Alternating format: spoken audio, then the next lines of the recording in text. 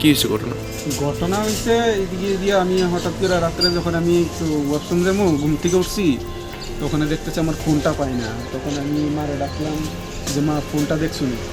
তখন উঠলো, মাও খুঁজলো, আমিও খুঁজলাম, বাবুর ফোন দিয়ে আমার ফোনে ফোন করলাম, ফোন ঢুকে না। তারপর দেখলাম যে আমার অফিসের ব্যাগটা নাই। তারপরে দেখলাম যে এইদিকে দিয়া দরজাটা খোলা। তারপর দেখতেছি আমার দুইটা ট্রলি ব্যাগও নাই। তারপরে গিয়ে আমরা বাইরে আইছি। বাইরে আওয়ার পরে দেখলাম এখানে আমার কিছু কাগজপত্র ছড়াই ফেলায় রাখছে। ট্রলি একটা গেটের এখানে খুলে ছড়াই রাখছে, ডকুমেন্ট সব কিছু ছড়া ফেরে রয়েছে। আর গেট খোলার পরে দেখছি গেটের বাইরে আরও একটা ট্রলি ছড়াই ছিটে ফেলাই রাখছে। কি চুরি করছে? চুরি হয়েছে এখানে মধ্যে আমার যেটা ফোনটা চুরি হয়েছে, আর একটা ট্যাব আছিল, স্যামসাংয়ের ট্যাব একটা, এটা চুরি হয়েছে। আর আমার অফিস ব্যাগের ভিতরে আমার স্টেথোস্কোপ আর কাজের জিনিস, কিছু সাব সেন্টারের ডকুমেন্ট বলতে এমনিতে ফরম্যাট আর কি, যে কাজ করার যে ফরম্যাটটি থাকে এরকম। আপনি কোন ডিপার্টমেন্টে চাকরি করেন? আমি তো হেলথ ডিপার্টমেন্টে, NHM, ন্যাশনাল হেলথ মিশনে কমিউনিটি হেলথ অফিসার হিসেবে কাজ করি আর কি। কি নাম আপনার? আমার নাম অভিজিৎ দাস। আর তারপর আমি দেখলাম এখানে ব্যাগটা নিল, আর আমার ইয়েটা নিল, ব্যাগের ভিতরে কিছু টাকা ছিল, এই টাকা নিল।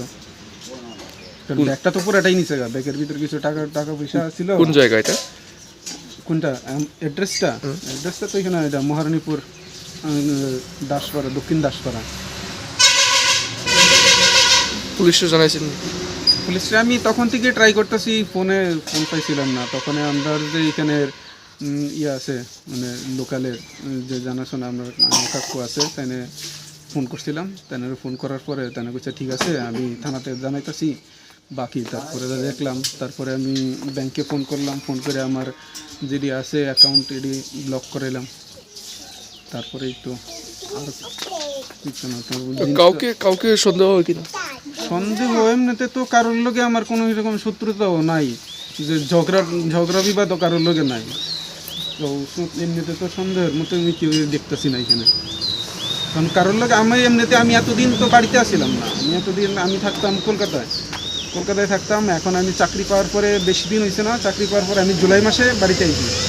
বাড়িতে আওয়ার পরে জুলাই মাস থেকে আপ টু ডিসেম্বর আমি আগরতলাতে আসছিলাম। তারপরে ডিসেম্বরে এখানে আসে, এখানে আমি জয়েন করছি আর কি, তেলিয়ামুড়া সাব ডিভিশন হসপিটালের আন্ডারে। আমরা লক্ষ্মীপুর সাব সেন্টারে এখানে জয়েন করছি আজকে 26শে ডিসেম্বর। এতদিন আমি